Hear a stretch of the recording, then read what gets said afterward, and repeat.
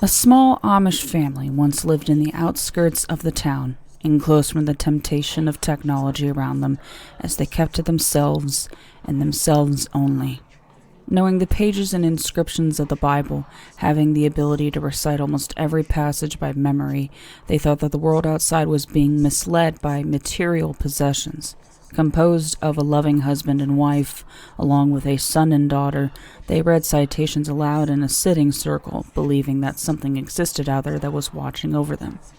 The children, since their birth, have claimed to have seen a figure walk about the house, as well as an occasional softly spoken voice whispering to them from time to time. On one spring evening, when the idyll could not have been any less than perfect, a bright and blinding light had formed outside in their small flower garden. Having watched this through their window, the family went outside to watch in awe. Two white, bird-like wings shaped themselves into being from the figure's back, as it started to take on a more feminine body, crossing her arms as she looked about. The group dropped to their knees in blind worship, tears starting to drop down their cheeks from the very thought that such a divine figure is known to exist. "Sweet angel's day, look upon me." The apparition's voice was firm yet gentle all the same, beautiful and harmonious as well as being soothing to the ears. "You have been faithful to the Omnipotent. I come to grant you a challenge of life. It is time to show your true worth to the Lord. A paradise waits for the few undoubting to measure up and prove them self-abiding and fulfill the needs of Dominus." With that, she vanished from thin air, leaving the mortals awestruck and enlightened. Day by day, night by night, they took it upon themselves praying to the makeshift altar they had constructed together in their humble store. The apparition had spoken promises of hope and devotion, bringing light to the dark world around them. The family was sure that their prayers would be answered, for why would she ever lie? It was one day when the father walked into the candlelit room, alone, that something had happened. The black leather Bible began to flip pages by itself in a rather frenzied manner, jumping about to different passages. The book duly ceased when he was within short distance from it, making him hesitate before picking it up into his shaking hands. The pages had been stained with dried crimson, a flask of red ink having been left beside where the Holy Writ previously lain. A singular specific line had been underlined, the ink having been allowed to bleed onto the page haphazardly. With care, he read it out aloud. "And the daughter of any priest, if she profanes herself by playing the whore, she profanes her father, she shall be burnt with fire."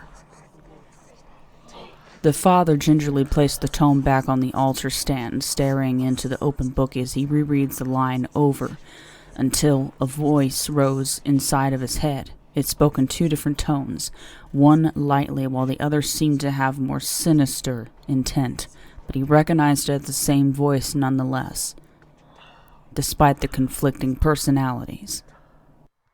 "An unbeliever among your flock. Your scrupling daughter is against us," the first one spoke. "The filthy child, I order you to punish that whoring freak and make her bleed." The other interrupted, its words hissing into his mind like an insidious serpent as they conspired together. Closing the book carefully, he sets the ruined testament back on the pillar. His hands were shaking, as he did not know whether he was being challenged by His Holiness to meet his demands, as the angel had said, or if he was simply going mad. His decision was made fairly quickly, as he heard the door open behind him. He yanked his approaching daughter by the arm as he forced her outside. He shoved her against the filthy wall of the store with a leather whip in his hand. Lash by lash, the still air was interrupted by both yelps and the whip cracking with each strike to her back without mercy. Dark spots of blood began to show up on her clothing as it broke through skin, as it pours down her back and legs, and soon she could not remain standing as she embraced the ground below. Using this as time, the father picked up an axe which was laying against the wall, aiming towards her legs. "Just do it," the voices commanded in unison. With the axe, he cut up his little girl. Her screams dwindled down after the second limb had been mercilessly severed from her body, growing limp rather quickly not too long after. Driven mad, he continued to mutilate the dismembered body before he heard screaming and sobbing directly behind him. He turned around to confront his hysterical wife. Without a blink, he swung the axe to her neck as cheering was heard in his mind. The body remained standing for several seconds before falling over next to the decapitated head. As he was feeding her to the hatchet, their son watched as blood and body parts are being thrown into the air from a window, traumatized. Under the tree closest to the house, a bright and blinding light had formed once again. The apparition. She opened her arm as the innocent son advanced towards her and held his small hand within her hand. "Free from sin, you'll come with me." She softly brought the scared boy to her, motherly resting his head against her bosom as she caressed his cheek soothingly.